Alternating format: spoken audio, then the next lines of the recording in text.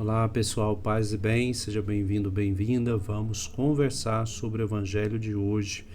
Estamos nessa quarta-feira, estamos neste tempo comum, estamos na 15ª semana do tempo comum e hoje nós temos uma memória da bem-aventurada Virgem Maria do Monte Carmelo. Então vamos aí, junto também com os carmelitas, pedir a intercessão da Virgem Maria. Uma bela espiritualidade dos carmelitas, né? Coisa muito boa da gente se aprofundar. Tem alguns vídeos aqui que eu comento trechos do Castelo Interior de Santa Teresa Ávila. Se você tem algum interesse, é só procurar aí Santa Teresa, Frei Edson Matias, que você vai encontrar, tá bom? Também, se você quiser ajudar as vocações capuchinhas, tem link na descrição e também apoio para este canal. Vamos ver a liturgia de hoje, principalmente o Evangelho, que é nosso objetivo aqui, tá bom? Vamos lá, o Evangelho de hoje, Mateus 12, 46 até o versículo 50. Naquele tempo, enquanto Jesus estava falando às multidões, sua mãe e seus irmãos ficaram do lado de fora, procurando falar com ele. Alguém disse a Jesus: "Olha, tua mãe e teus irmãos estão aí fora e querem falar contigo." Jesus perguntou àquele que tinha falado: "Quem é minha mãe e quem são meus irmãos?" E estendendo a mão para os discípulos, Jesus disse: "Eis minha mãe e meus irmãos, pois todo aquele que faz a vontade do meu Pai que está nos céus, este é meu irmão, minha irmã e minha mãe." Palavra da salvação. Glória a vós, Senhor. Muito bem, aqui nós somos chamados a uma radicalidade a partir da mensagem evangélica. Lembra de outro trecho, o Bíblia vai dizer, né? Quem não deixar pai e mãe, amar mais pai e mãe, né? Não é digno de mim.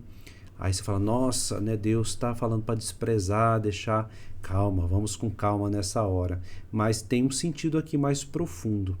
Porque a nossa condição humana, criada à imagem de semelhança, chamada a semelhança com Deus, é mais do que o sangue, é mais do que o parentesco. Essa radicalidade que nós temos que ter em mente. E às vezes é difícil. Sim, nós falamos como igreja muitas vezes, de muitas formas e modos, sobre a importância da família. A célula da comunidade, uma família bem vivida, é uma família, igreja mais amadurecida, fortificada. Aquilo que o casal vive em casa, ou a avó que cria seus netos, a família ali nuclear que está em casa. Se ela vive bem o evangelho, eles procuram viver ali, meditar, rezar, vivendo a caridade, mais fortalecido, ou seja, mais sadia vai estar aquela célula e mais sadia vai estar a igreja maior, Então, isso é positivo.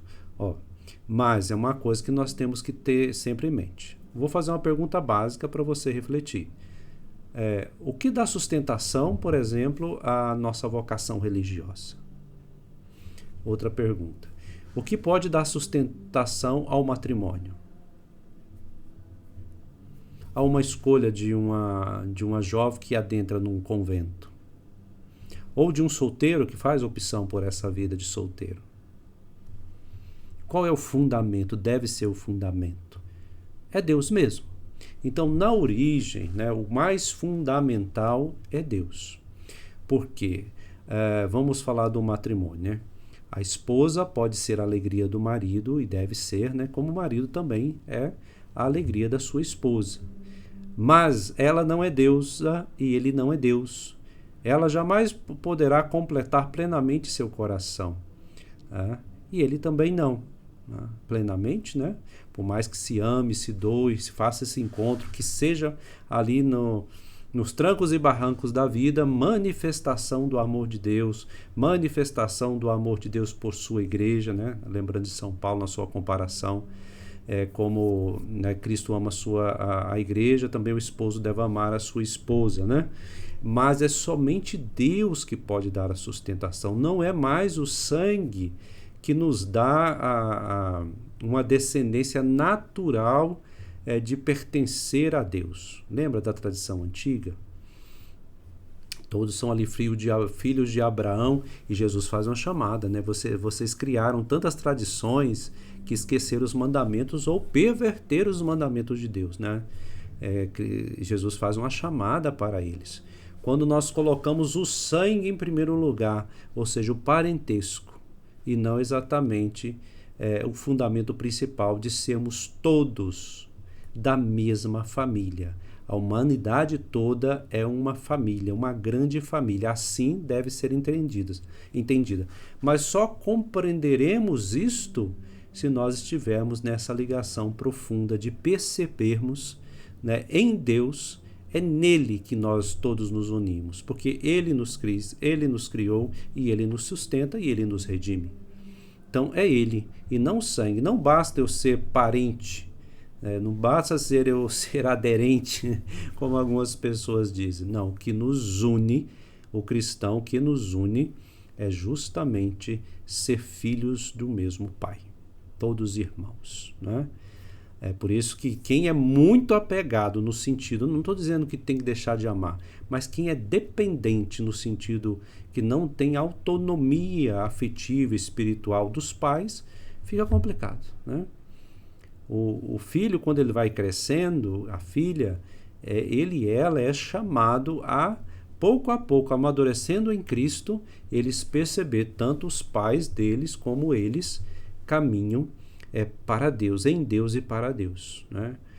Então aqui não é uma desclassificação de Maria, não é uma desclassificação dos seus parentes, né? Os irmãos aqui pertencentes à mesma tribo, tá? Não é porque é irmão de sangue aqui. Jesus não está descartando eles.